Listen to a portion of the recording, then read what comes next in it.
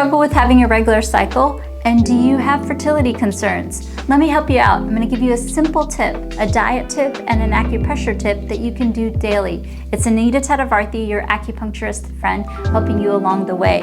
What I want you to do is incorporate folate into your daily diet. What does that mean? Well, that means green leafy vegetables. You can do kale, you can do spinach, you can do broccoli, you can do Brussels sprouts. And actually all of these can really help you because A, they help with the development of red blood cells, and B, they help you with the DNA reproduction in your body. And if you can do this regularly, it can also help regulate that cycle and do it consistently so your body not only has those benefits, but you get 3 consistent cycles. The other thing that you can do for me is I want you to take your index finger and then I want you to simply massage the finger just like this. And we're gonna follow along with me for the next 30 seconds. But when you do it at home, I want you to consider doing it for a couple minutes, couple times a day. In fact, go to our YouTube channel and you can pick from any one of the acupressure points. Just be sure to do it couple minutes, couple times a day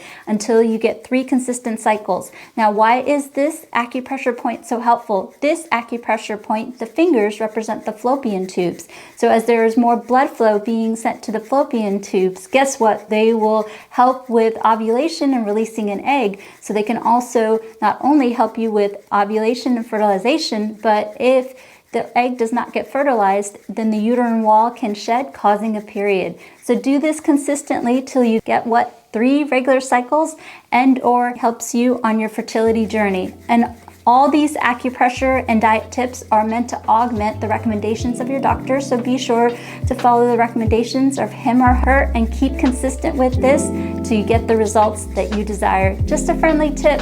Wishing you all the best on your fertility journey from your acupuncturist friend, Anita Tadavarthi.